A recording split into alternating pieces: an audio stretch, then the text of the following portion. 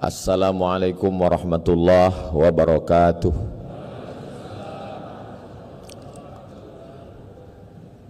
Cantik bintang di tengah malam, cantik bunga di tengah taman. Dari bunyi sambutan salam, nampaknya jamaah belum makan. Apa kabar Bapak Ibu semua? Alhamdulillah. Allahumma salli ala Sayyidina Muhammad wa ala ali Sayyidina Muhammad. Yang sama kita hormati Bapak Gubernur Bank Indonesia beserta Ibu Deputi Gubernur, pejabat-pejabat BI, Bapak Ibu hadirin hadirat 46 cabang BI, baik yang dalam negeri dimanapun berada, hadirin hadirat, muslimin muslimat, solihin solihat yang belum kawin dan belum sunat, sedulur sederek sedoyo, muka-muka sing melu acara iki foto kabeh mlebu nang surga. Amin ya rabbal alamin. Acara kita adalah tarhib. Tarhib itu diambil dari 3 huruf. Rahaba. Rahaba tarhib. Rahaba artinya tanah lapang. Tanah yang lapang yang luas itu disebut dengan rahab. Ungkapannya marhaban. Jadi kalau kita mau mengungkapkan marhaban, acaranya tarhib, asal katanya rahab. Apa hubungan tanah lapang dengan tarhib dan marhaban? Rahab tanah lapang, tarhib marhaban, hati kami lapang menerima Ramadan. Mana tahu nanti pulang anaknya nanya, Mama, tadi acara di BI apa? Tarhib Ramadan. Tarhib itu artinya apa? Dari sejak dulu memang namanya tarhib.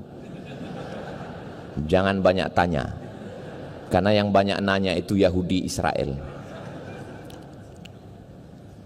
Tarhib asal katanya rahab, ungkapannya adalah marhaban. Hati kami lapang menerima Ramadan. Apakah semua orang lapang hatinya menerima Ramadan? Tidak. Banyak sekarang ini orang kalau sudah menjelang Ramadan ini ngitung berapa kali lagi makan siang. Hari Senin, hari Selasa, hari Rabu, hari Kamis, hari Jumat. Sabtu sudah mulai puasa, insya Allah kita tetap menunggu sidang isbat. Hari Sabtu dia mulai nyari rumah makan setan. Yang kepalanya nggak kelihatan, kaki kelihatan. Tapi yang saya omongin ini nggak ada di BI. Ini nggak ada. Ini yang saya ceritakan ini di planet Mars, Merkurius, Neptunus, Pluto. Kalau yang di sini ini baik semua, insya Allah. Amin. Dari bunyi aminnya nggak yakin juga saya.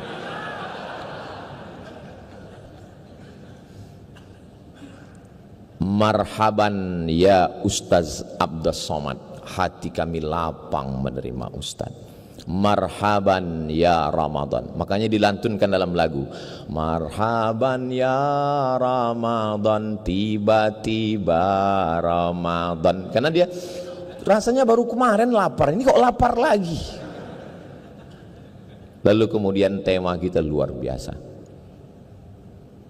memperkuat spiritual.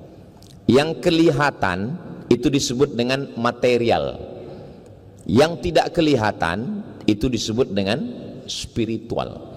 Kelihatan materi.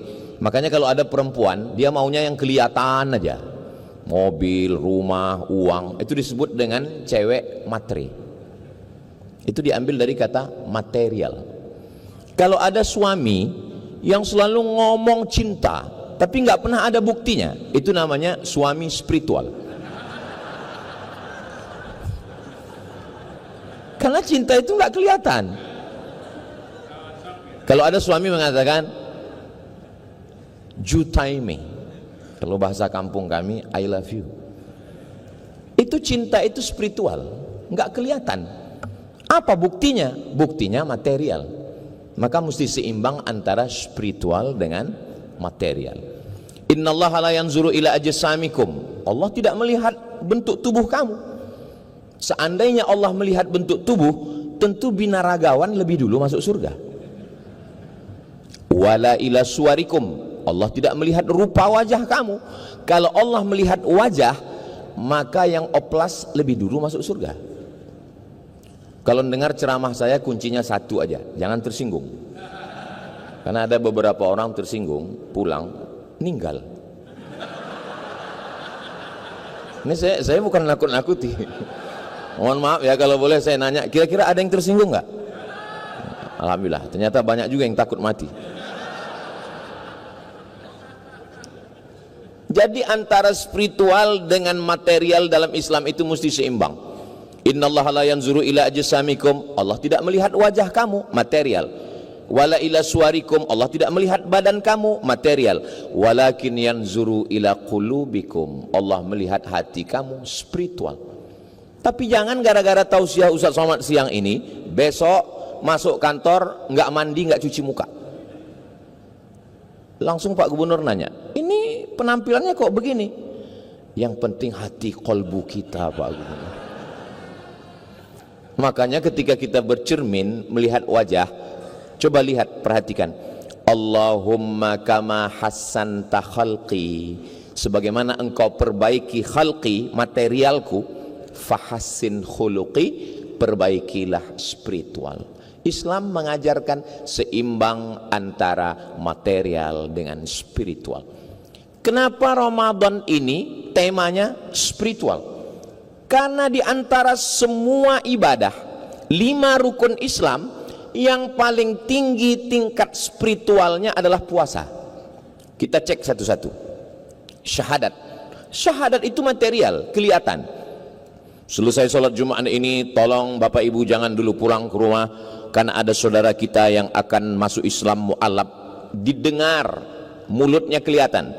Asyhadu an la ilaha illallah wa asyhadu anna Muhammadar Rasulullah. Tingkat material lebih besar daripada spiritual. Salat materialnya kelihatan.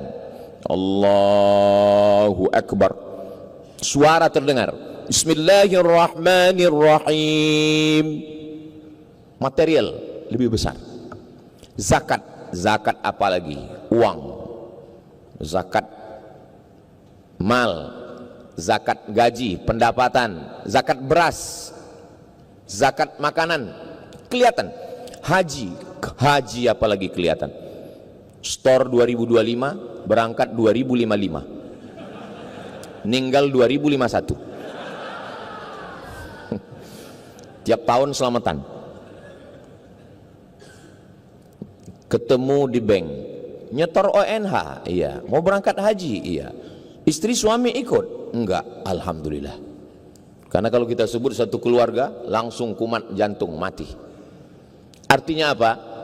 Ada spiritual yang tersembunyi. Ibadah yang paling besar tingkat spiritualnya adalah puasa. Makanya tadi ketika Bapak Ketua Panitia membacakan hadis riwayat Abu Hurairah, as-saumu li wa ana ajzi bihi, puasa itu milikku.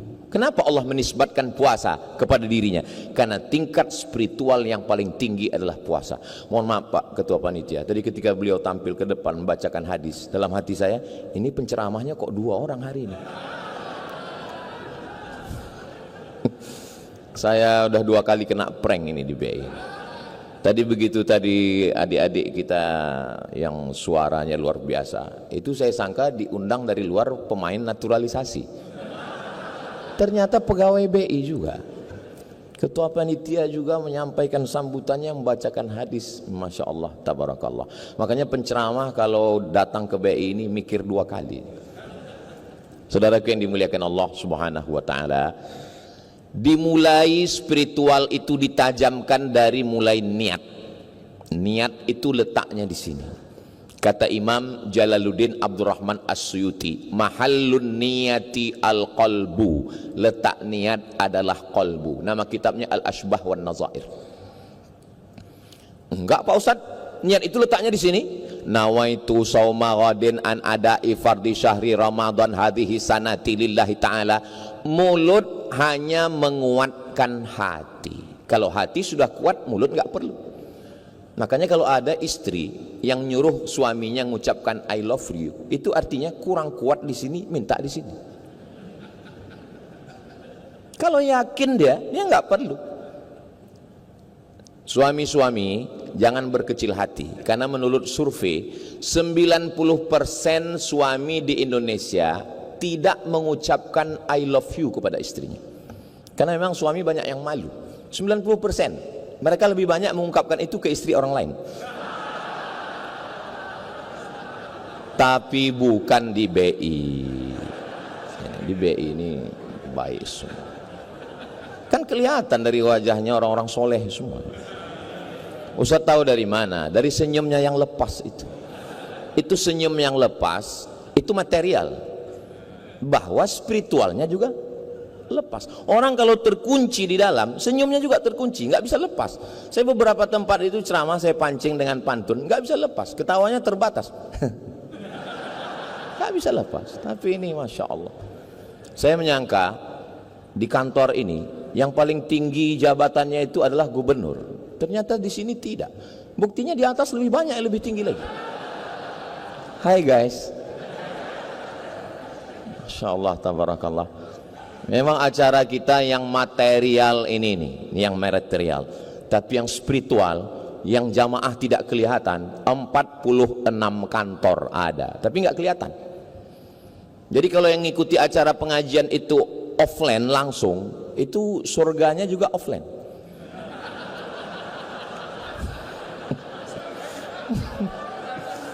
Kalau yang online ini ya maklum online juga kayaknya. Insya Allah walaupun dengar tausiahnya online, surganya tetap online. Surganya tetap offline. Cuman masuknya ya agak lambat dikit. Man qala la ilaha illallah Muhammadur Rasulullah dakhalal jannah. Siapa yang mengucapkan la ilaha illallah Muhammadur Rasulullah, semuanya masuk surga insyaallah. Amin ya rabbal alamin. Jangan minta masuk surga, karena semua umat Nabi Muhammad pasti masuk surga.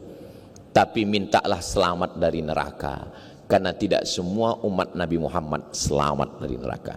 Makanya 7 kali di waktu pagi, 7 kali di waktu petang, Allahumma ajirna minan nar, Allahumma ajirna minan nar, Allahumma ajirna minan nar, Allahumma ajirna minan nar, Allahumma ajirna minan nar, Allahumma ajirna minan nar, Allahumma ya Allah ajirna, selamatkan kami minan nar, dari neraka. Rabbana atina fid dunya hasanah wa fil akhirati hasanah wa qina azabannar. Allahu akbar. Material, tangan kelihatan, mulut kelihatan, suara terdengar, material, tapi spiritual di dalam. Saya sholat zuhur 4 rakaat wajib ngikut imam, jadi makmum adaan lillahi ta'ala. Allahu akbar. Oh, jadi kalau begitu niat itu di sini, niat di dalam. Lalu kenapa orang ngomong usolli fardhu? Supaya hatinya tidak kacau. Habis dari kantor, habis buka handphone, belum ada ngomong apa-apa, langsung tiba-tiba Allahu akbar. Ini sholat zuhur apa sholat asar ya? 3 rakaat apa rakaat ya? Nggak bisa begitu. Maka untuk menguatkan hati, saya yakin ini semua tidak jamaah ini tidak semuanya pakai usolli. Yang mau pakai usolli silakan, usolli fardhu zuhri. Yang nggak mau pakai usolli ya sah, karena niat di dalam. Jangan kelahi. Dulu kelahi antara yang usolli dengan nggak usolli. Alhamdulillah sekarang udah nggak kelahi, karena sama-sama nggak sholat.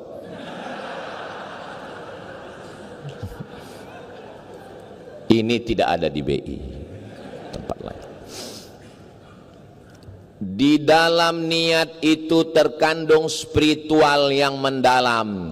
Saya puasa, ada orang puasa karena ingin kebal, ada orang puasa karena ingin kaya, ada orang puasa karena ingin jatuh cinta sama perempuan, cinta ditolak, dukun bertindak, akhirnya puasa. Untuk apa?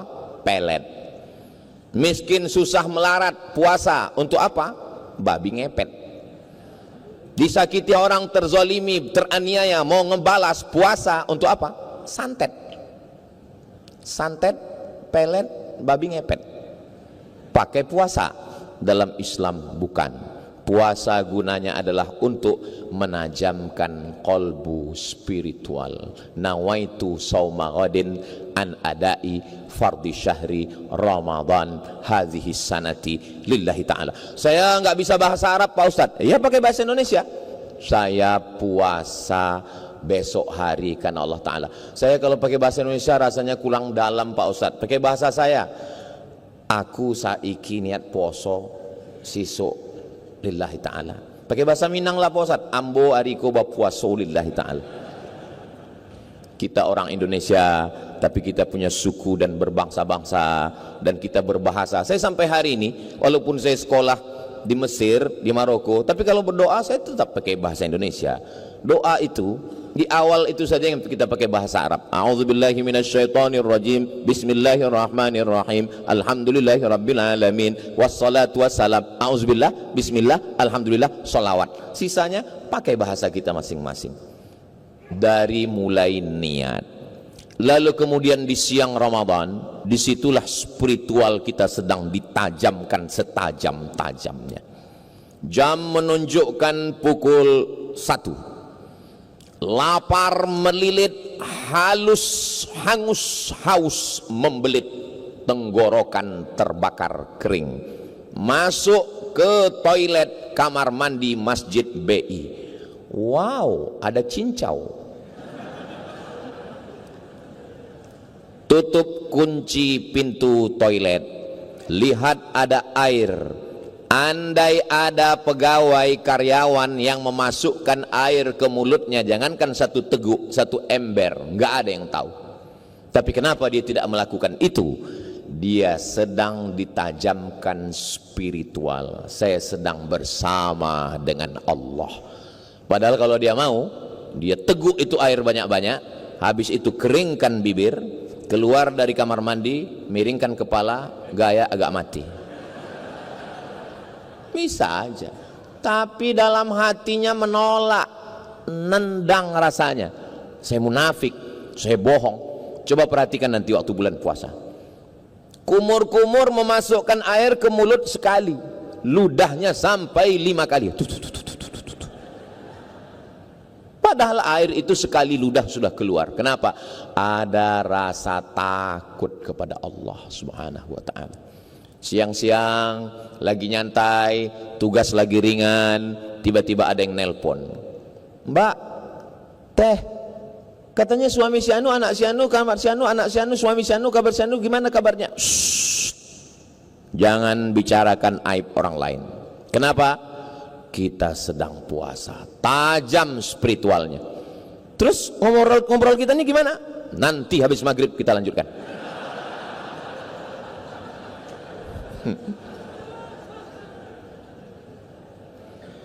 Pejabat, orang kaya, polisi, tentara, konglomerat, ketika datang rakyat jelata, orang yang biasa mancing-mancing, ngomong kasar, apa kata dia?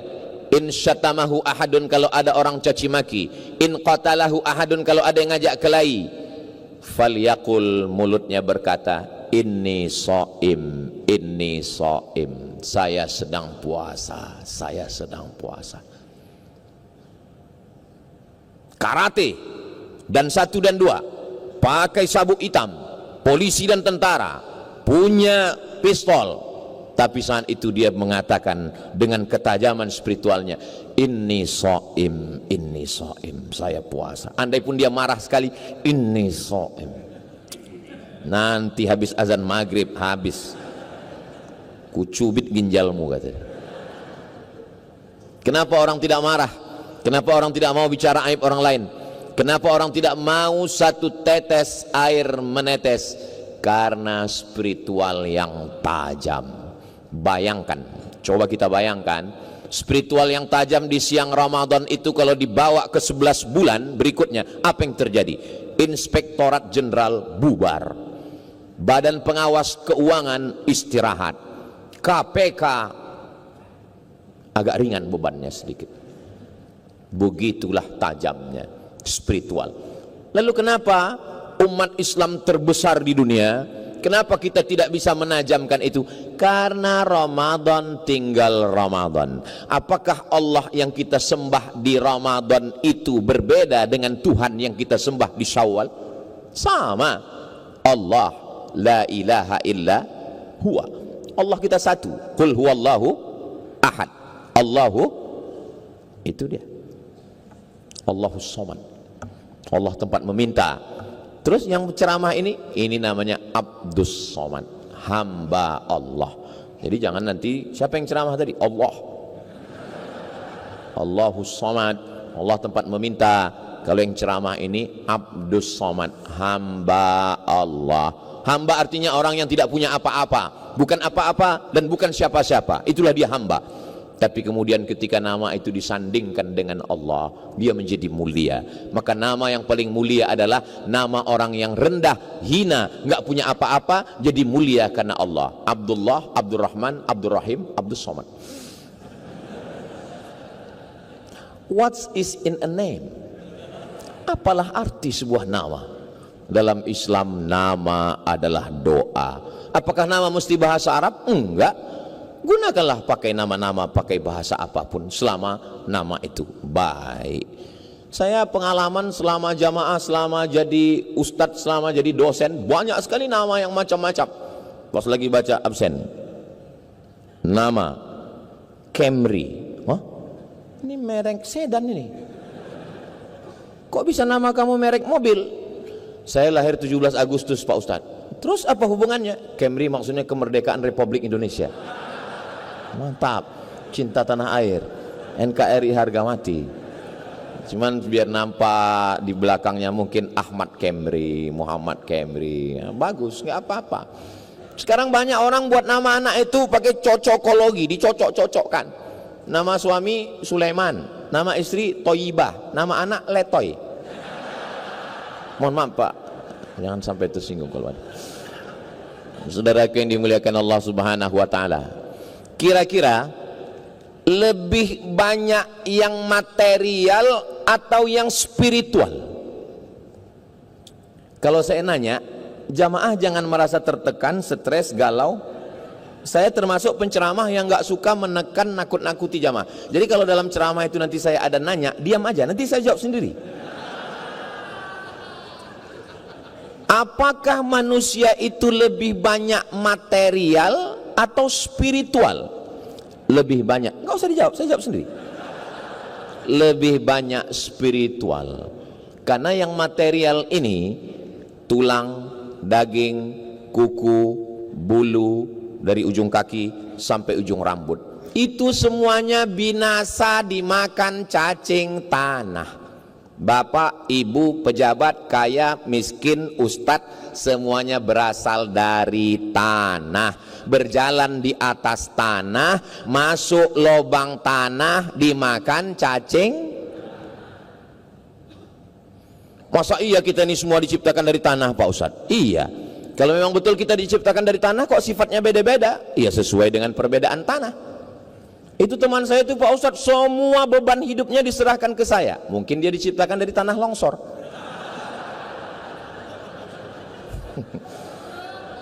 Ini Pak Ustadz teman saya ini ngajak kelahi aja, berarti dia dari tanah sengketa. Makanya kalau ngaji itu, tolong jangan sampai ngaji siang ini dipakai untuk ngukur orang lain. Kita kalau sudah ngaji, biasanya orang kalau sudah dapat meteran, itu dipakai untuk ngukur orang lain atau ngukur dirinya? Ngukur orang lain.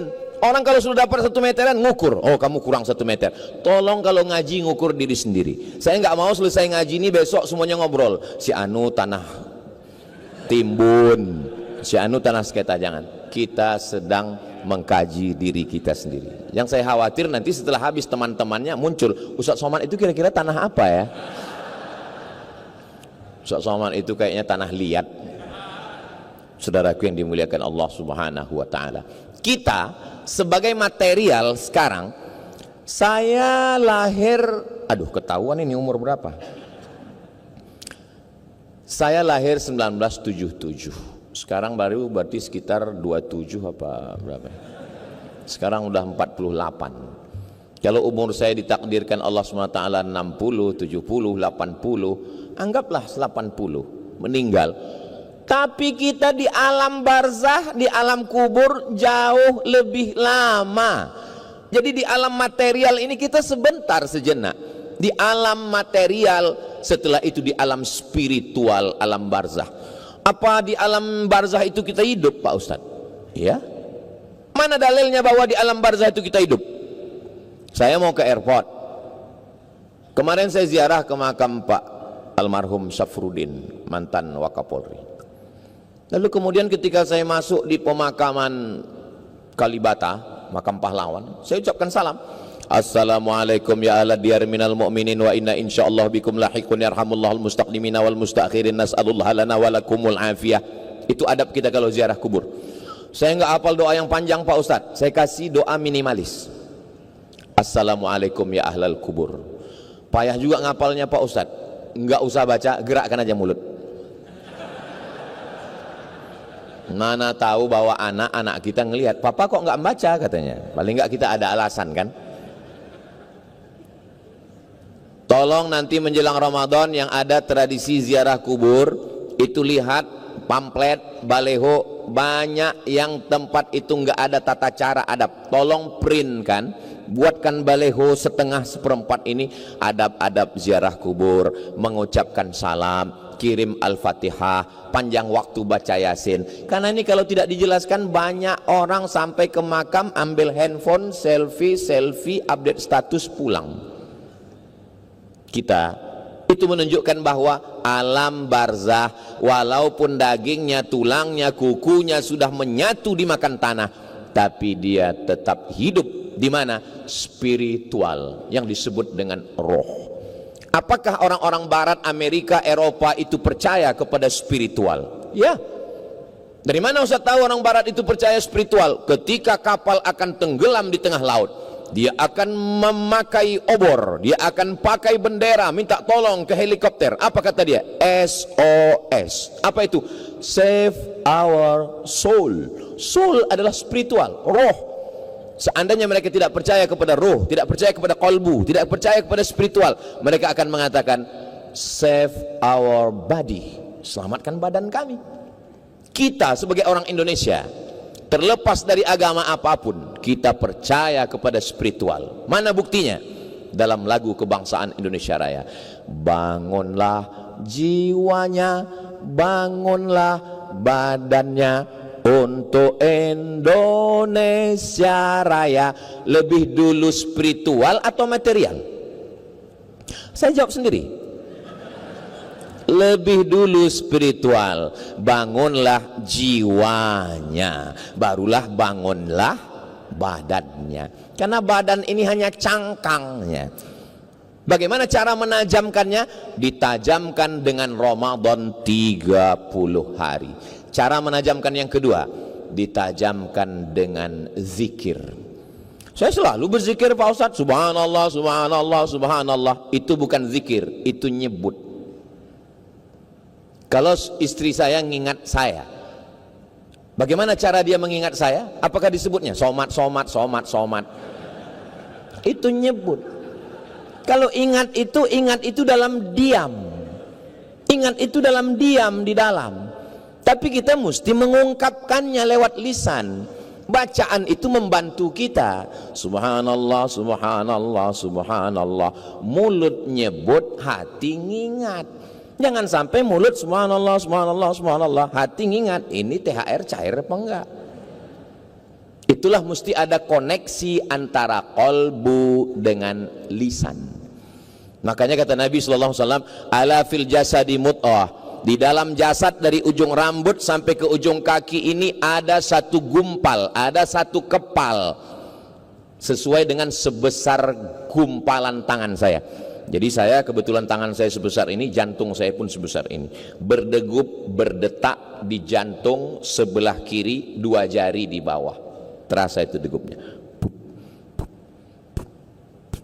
Itu yang normal. Kalau yang nggak normal, biasanya jantung itu tidak normal karena 2. Yang pertama jatuh cinta, yang kedua jatuh tempo.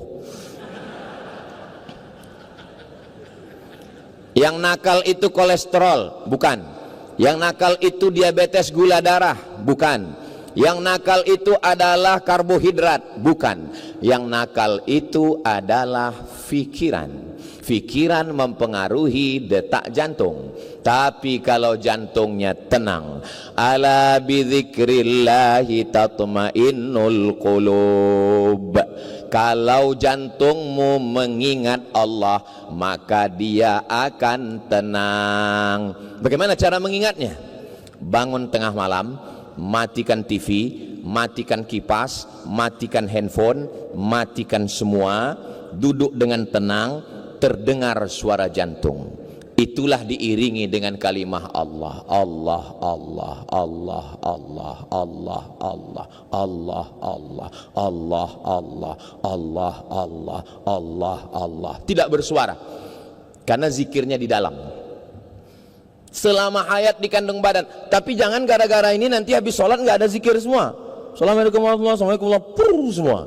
Kamu kenapa nggak berzikir? Zikir itu dalam kolbu, kata Ustaz Somad. Nanti saya yang kena. Kita tetap subhanallah, subhanallah, walhamdulillah, wala ilaha illallah, wallahu akbar, wala haula wala quwwata illa billahil aliyyil azim. Menajamkan spiritual dengan zikir.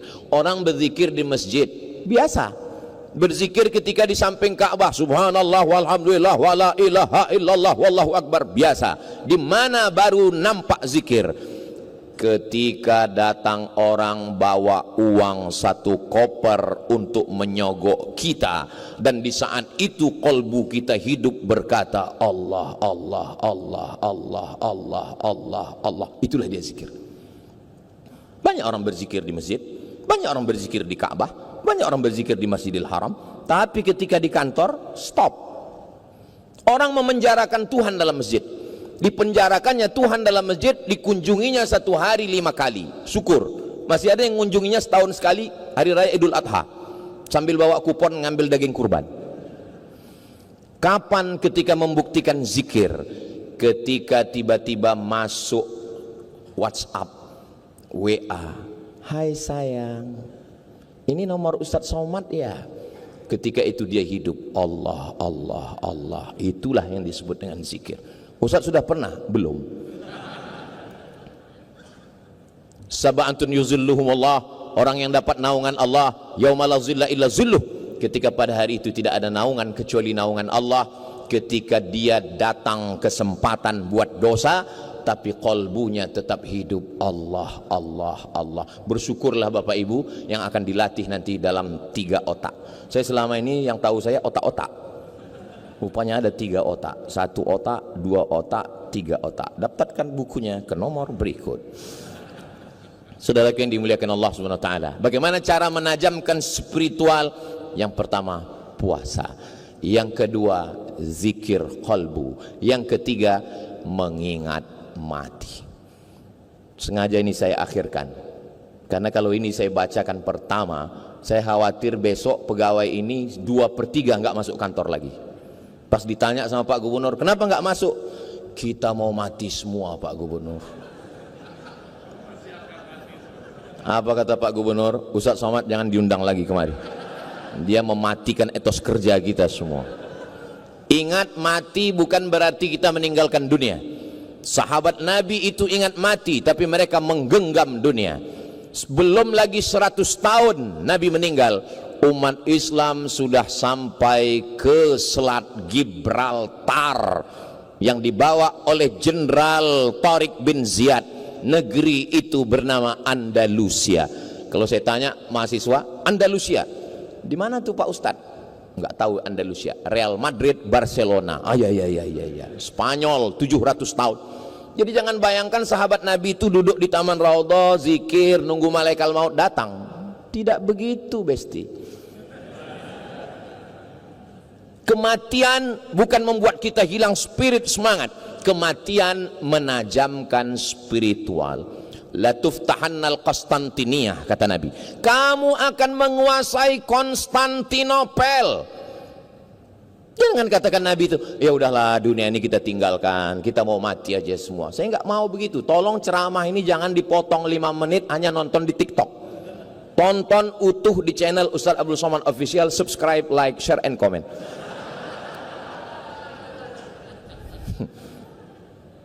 Ini saya tulis ketika saya kena penyakit COVID. Hari pertama tenggorokan saya rasa dicekik. Hari kedua penciuman hilang. Saya ambil parfum, saya cium, hilang. Lalu saya merasa ini nggak lama lagi mati aku ini. Saya tulis wasiat untuk anak saya, kertasnya ada saya simpan, dan menunggu mati itu saya cari bagaimana nabi-nabi mati, bagaimana ulama mati. Selesai dicetak, nggak mati-mati. Saya waktu itu memang sudah betul-betul siap untuk menghadapi kematian. Bagaimana Nabi Musa ketika akan mati meninggal dunia, dia panggil anak perempuannya, anak perempuanku tanam kapas. Nanti kalau kapasnya sudah berbuah jatuh, pintal dia menjadi benang. Benangnya engkau tenun menjadi kain, jual kainnya.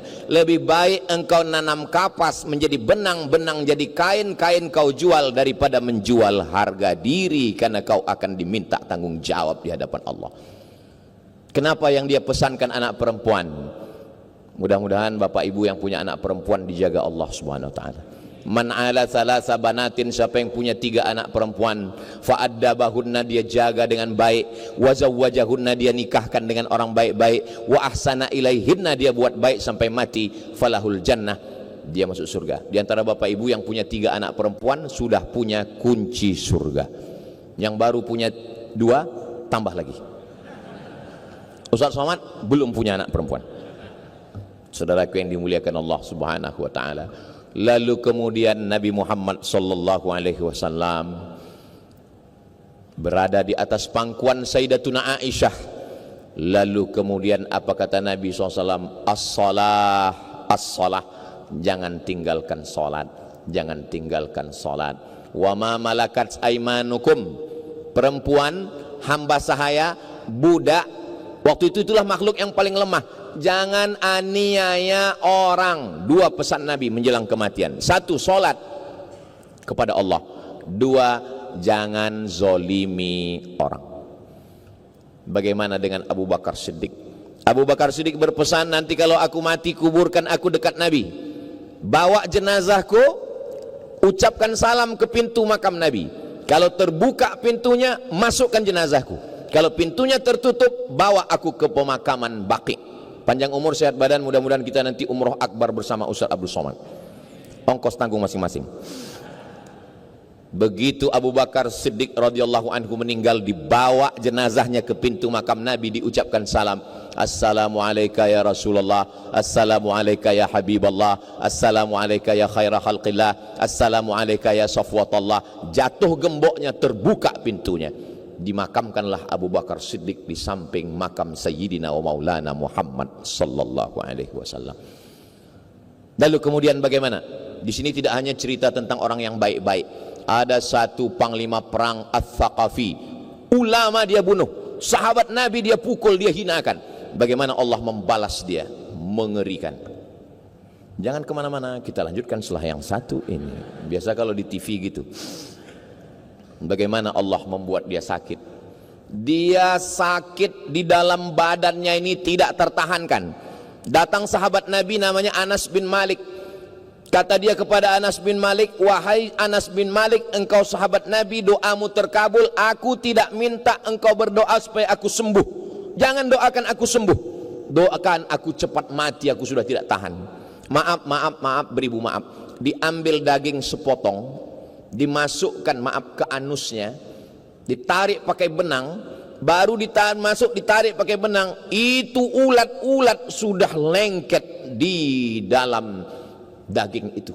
Begitulah dia tersiksanya sampai akhirnya dia mati. Apa kata dia? Ya Allah, aku meminta kepadamu supaya matikanlah aku, saking tidak tahannya. Mudah-mudahan kita semua melewati ini dalam keadaan husnul khatimah insyaallah. Tadi saya diberikan waktu, Ustadz 40 menit sampai pukul 2 sudah selesai. Alhamdulillah. Nanti di masa akan datang kita bahas dalam waktu yang lebih panjang lagi insyaallah. Menangkap puyuh di Bukit Selasih. Thank you dan terima kasih. Di akhir majelis mari kita sama berdoa kepada Allah. Mudah-mudahan kita diberikan istiqomah iman dan Islam. Mudah-mudahan keluarga kita sakinah mawaddah warahmah.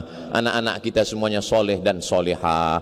Spiritualitas kita sebagai pemimpin, sebagai pegawai, sebagai keluarga, semuanya ditajamkan sehingga badan kita pun mengikut panglima hati yang ada di dalam. Al-Fatihah.